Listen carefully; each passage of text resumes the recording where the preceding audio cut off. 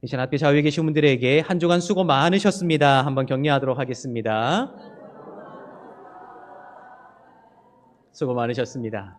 다시 한번 인사할 때에 우리 부활을 함께 살아갑시다 고면하도록 하겠습니다.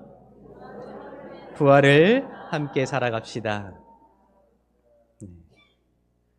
날마다 우리 가운데 소망으로 함께 하시는 예수의 능력으로 새롭게 되어 힘있게 세상을 승리하며 살아가게 되시기를 예수님의 이름으로 축복합니다. 지난 한 주간 참 많은 일들을 경험하며 살아온 것이 우리의 일주일간의 삶이라 할 수 있을 것입니다. 많이 웃으셨나요? 네. 인상을 많이 쓰셨나요? 네. 사랑한다는 고백과 감사하다는 말을 많이 하셨습니까? 욕도 많이 하셨나요?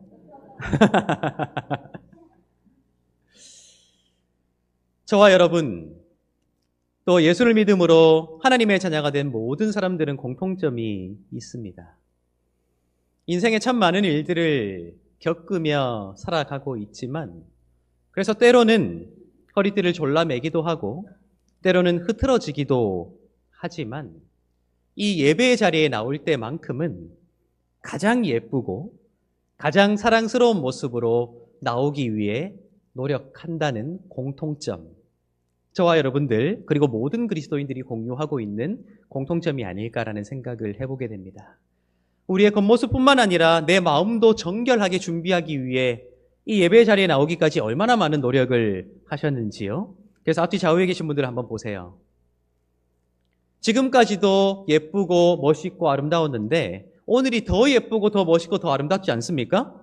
한번 인사합시다. 당신 정말 예쁘고 멋있습니다. 인사하겠습니다.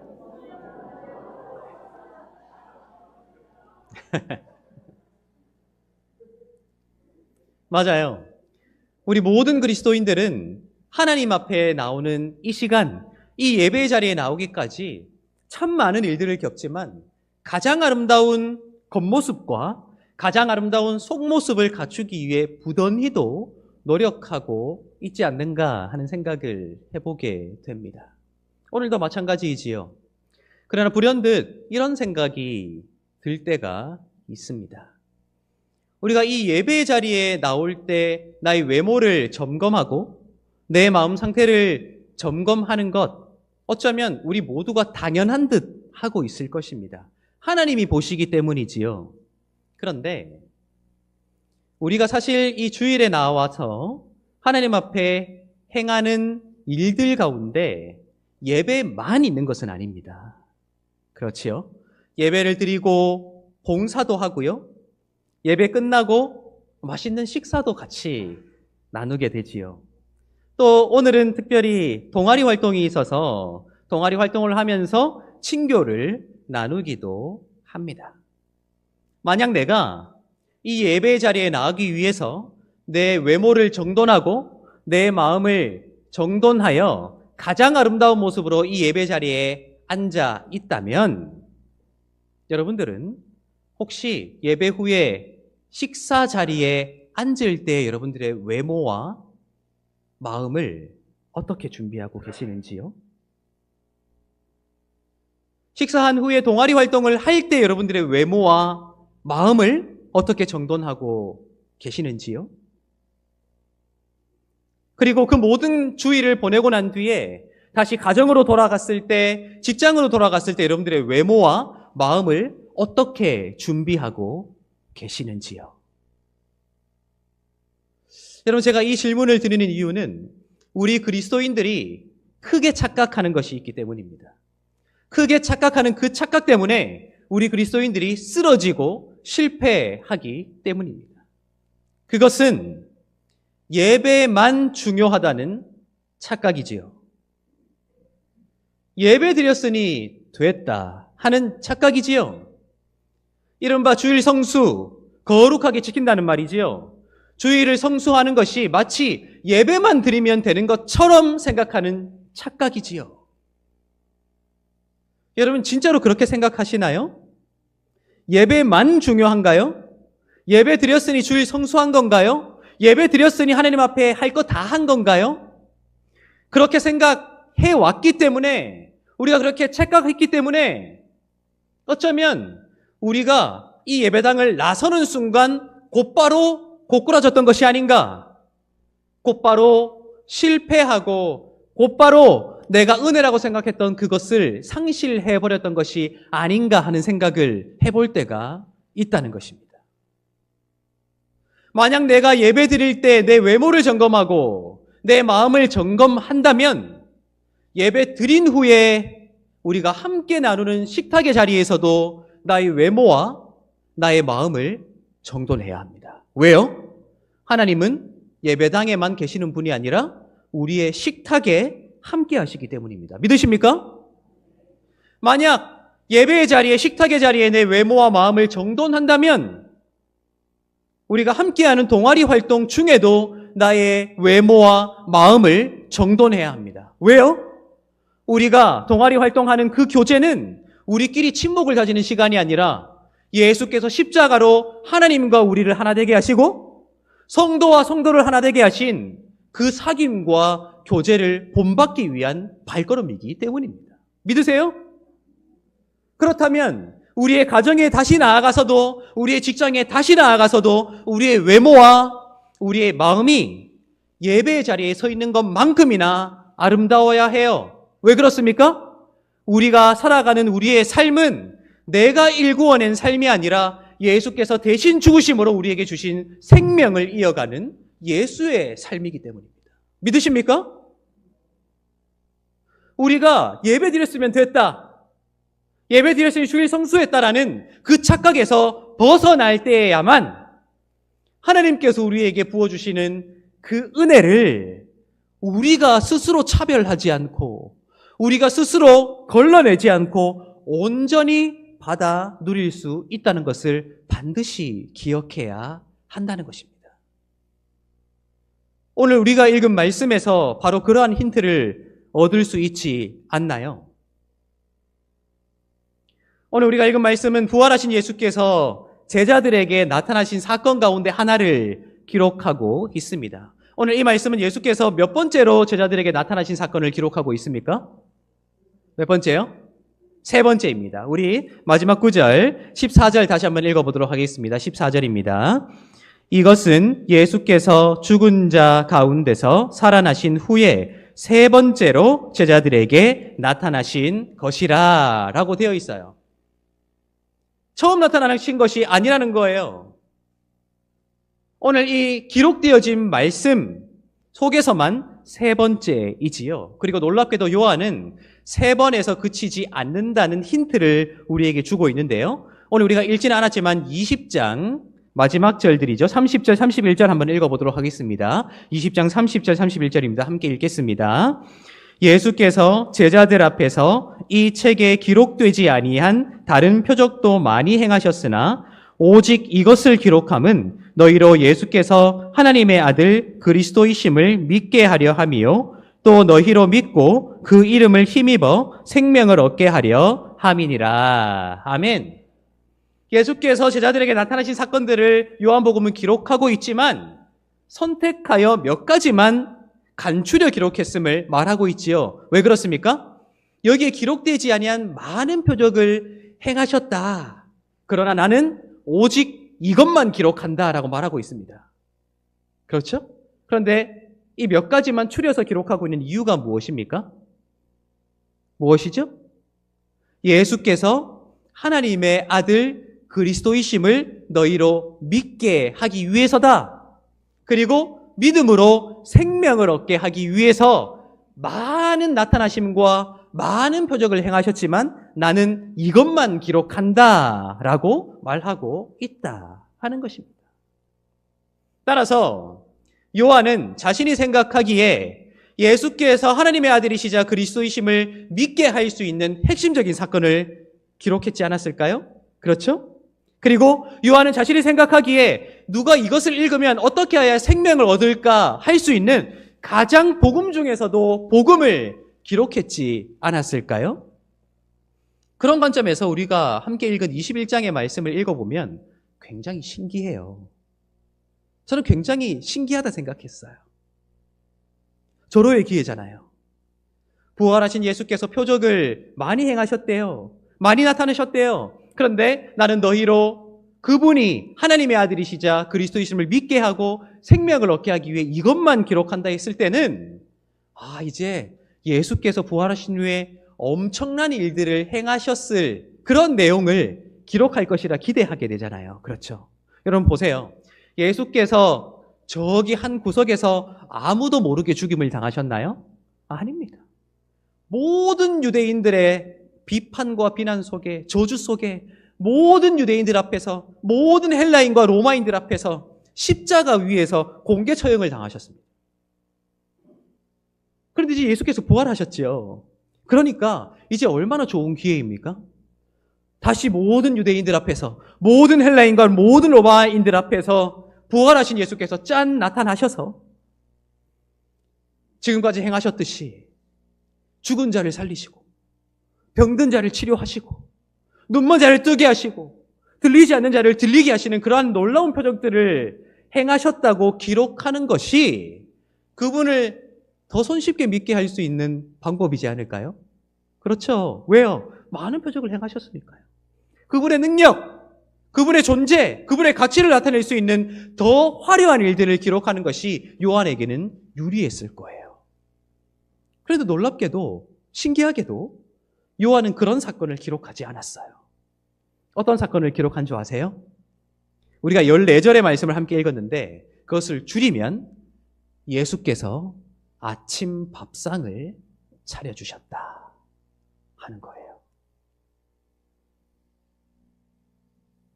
아니, 부활하신 예수께서 죽은 자를 살리셔야죠.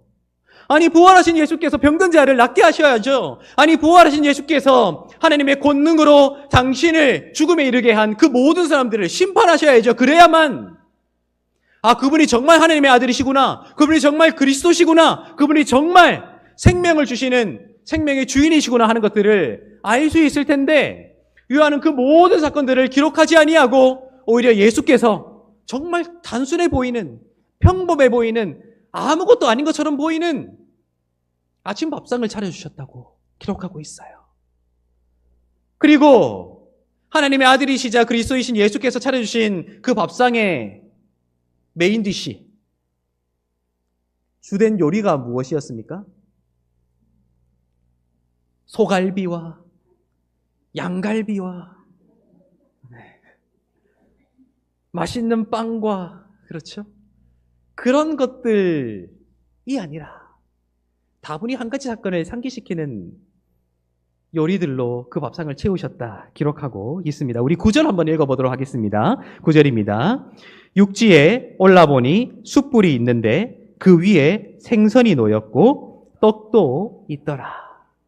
여러분, 예수께서 생선과 떡으로 누군가를 먹이신 사건 잘 알고 있죠? 어떤 사건입니까? 이른바 오병이어라고 알려진, 그래서 복음서를 기록한 4명의 저자들도 그 누구도 무시할 수 없어서 4권의 복음서에 모두 기록된 얼마 안 된 사건이지요. 놀랍게도 부활하신 예수께서 죽은 자를 살리시거나 소갈비를 준비해 주시거나 맛있는 밥상을 준비해 주시거나 놀라운 능력을 행하시는 것이 아니라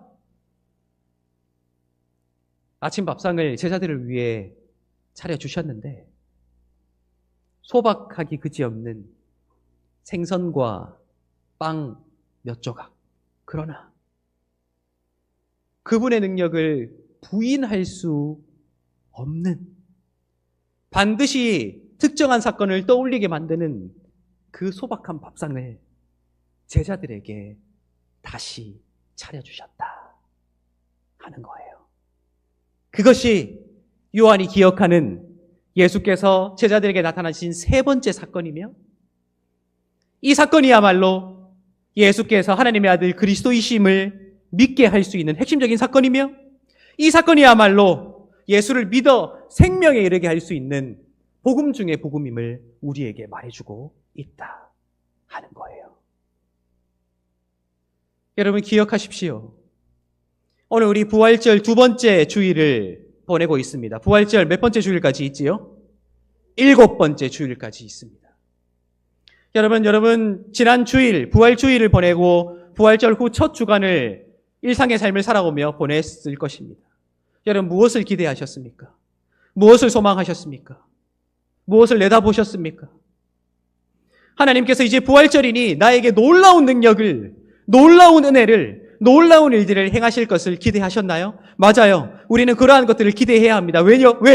하나님은 그러한 것들을 행하실 수 있는 능력의 하나님이시기 때문입니다. 그런데 기억해야 할 것은 우리가 하나님의 놀라운 은혜와 놀라운 능력과 놀라운 행하심을 너무 기대한 나머지 잊어버렸던 소박해 보이고 단순해 보이고 아무것도 아닌 것처럼 보이는 그 밥상이 상징하는 우리의 일상의 삶이 어쩌면 부활신앙의 핵심에 있지 않는가 하는 것을 이 말씀이 우리에게 말해주고 있다는 거예요. 부활은 하나님께서 우리에게 무엇인가 놀라운 능력을 더해 주시는 것, 놀라운 은혜를 부어주시는 것, 놀라운 일들을 행해 주시는 것, 우리로서는 그것을 기대하게 되지만 오늘 이 말씀은 놀랍게도 우리에게 평범한 일상을, 평범한 삶을, 평범한 대화를, 평범한 만남을, 매일매일의 삶을 부활로 살아내는 것이야말로 예수께서 우리에게 허락하신 부활의 능력과 소망이지 않느냐 하는 것을 우리에게 보여주고 있다 하는 것입니다. 멀리서 부활을 찾을 것이 아니에요. 멀리서 은혜를 찾을 것이 아니에요. 멀리서 능력을 찾을 것이 아니라는 거예요. 이미 부활하신 예수께서 우리에게 첫 열매가 되셨으니 우리에게 주신 그 생명으로 새로운 눈으로 새로운 관점으로 이 예배를 드리는 것이지요. 새로운 소망으로 새로운 관점으로 새로운 눈으로 예배 후에 식당에 내려가 함께 식사하는 것이지요. 여러분, 경중이 있을 수 있습니까? 아니요. 주님의 생명을 나누어 가진 우리 모두가 행할 수 있는 모두가 가장 소중한 일들이라는 거예요. 이전에 내가 아름답지 못했던 모습으로 예배하고 함께 식사했다면 이제 부활을 살아가는 사람으로 예배하고 식탁을 대하는 일, 함께 교제하는 것도 그렇게 새로운 소망에, 새로운 희망에, 새로운 기쁨의 마음으로 대할 수 있는 일, 가정으로 돌아가서 직장으로 돌아가서 그 모든 것들을 부활의 신앙으로 나의 삶으로 살아낼 수 있는 일, 어쩌면 우리가 그렇게 누려야 할 능력과 은혜를 상실했기에 우리가 부활절 7번째 주일까지 보내면서도 그 일곱 번 모두가 공허한 것이 아닌가, 텅 비어버린 쭉정이가 아닌가, 그저 또 올해 부활절 지났으니 내년에 또 부활절 오겠지 하고 있는 것이 아닐까 하는 생각을 해보게 된다는 것입니다. 여러분, 다시 한번 질문 드릴게요. 이 예배 자리에 나올 때 여러분들은 어떤 외모를 치장하셨습니까? 어떻게 마음을 정돈하셨습니까? 나름대로 최선을 다해 가장 아름답게. 맞지요?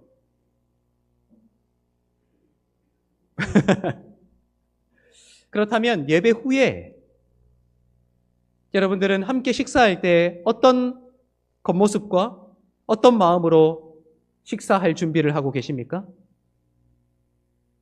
가장 아름다운 표정과 가장 아름다운 감정과 말투로 여전히 나랑 친한 사람들과만 옹기종기 모여서 식사하고 말 것이 아니라 별로 친하지 않았던 사람들과도 부활의 소망을 나누며 식사할 준비를 하고 계세요? 아닌가 보네요. 정신 차리시고. 그렇다면 우리 동아리 활동은 어떻게 하려고 준비하고 계십니까? 이제 예배 드렸으니 나는 다 이루었다. 아니요. 이제 가정에 돌아가서, 직장으로 돌아가서 어떤 외모와 어떤 마음과 어떤 표정과 어떤 감정으로 내 배우자와 식구들과 나의 동료들을 대하실 건가요?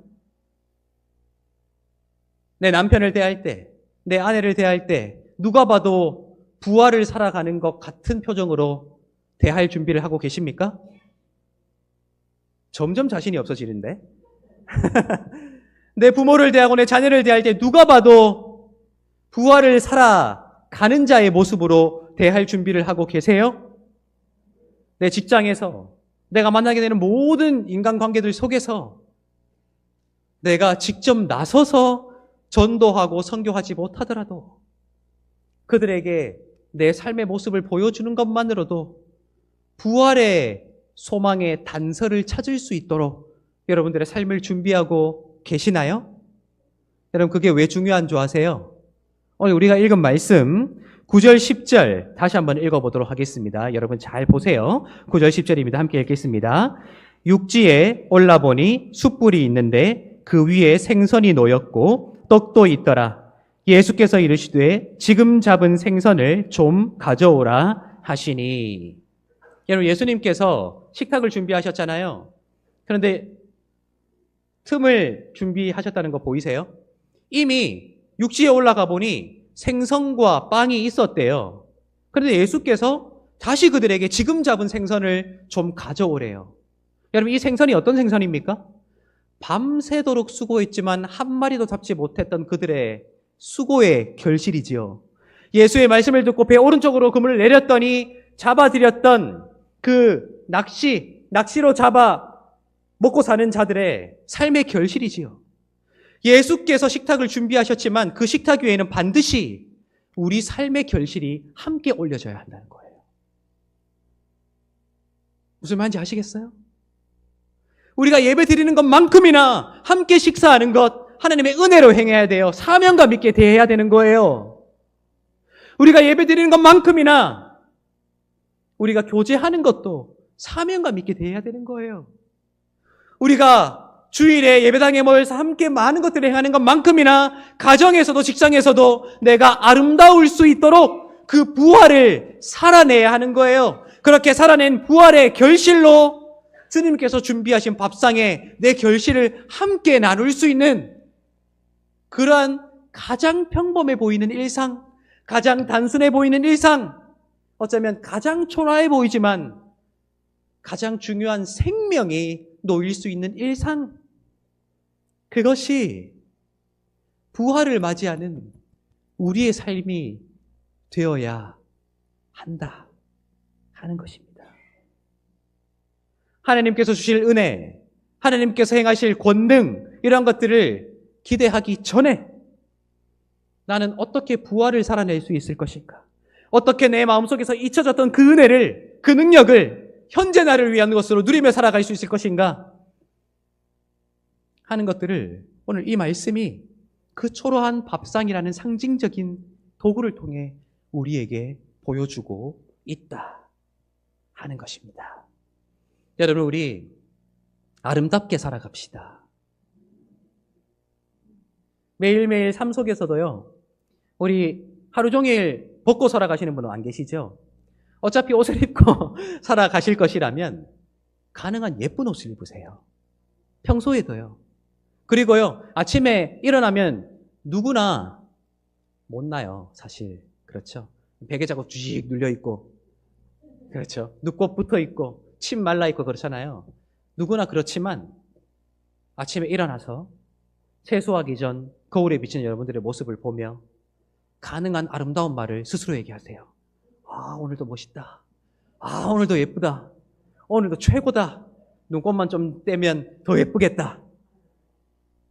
그리고는 내가 아름다움으로 충만한 후에 나를 만나게 될 내 남편과 아내에게, 내 자녀에게, 내 동료들에게도 그 충만한 아름다움으로 아름다운 말을 가장 먼저 해주세요. 당신 너무 오늘 뭔 일 있냐고. 왜 이렇게 예쁘냐? 왜 이렇게 멋있냐? 그렇죠. 그렇게 충만하게 살아온 후에 우리가 다시 모여 예배 드릴 때 충만한 사람들이 모였으니 얼마나 더 충만하겠어요? 그렇지 않나요?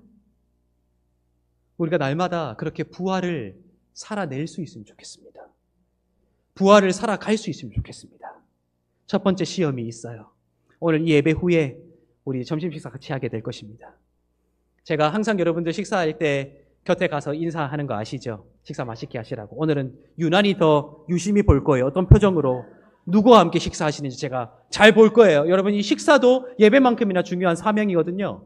왜요? 예수께서 보세요. 항상 시시때때로 제자들에게 밥상을 차려주시잖아요. 주님의 밥상이란 말이에요. 가장 사명감 넘치는 식사의 자리, 가장 아름다운 사람들, 충만한 사람들이 나누는 식사의 자리, 그리고 동아리 활동도 마찬가지예요. 뒤로 빼지 마세요. 내숭 떨지 마세요. 주님 다 아십니다. 참여하세요. 즐기세요. 함께 즐거운 시간 보내시고 함께 주님께서 이것 때문에 십자가에 달리셔서 둘로 하나를 만드셨구나. 경험하십시오. 그럴 때 우리의 그 아름답고 충만한 모습 때문에 저절로 전도가 되지 않겠어요? 저절로 우리 가정에 사랑이 넘치지 않겠어요? 날마다 그렇게 아름답고 충만한 부활을 살아가게 되시기를 예수님의 이름으로 축복합니다. 기도하겠습니다.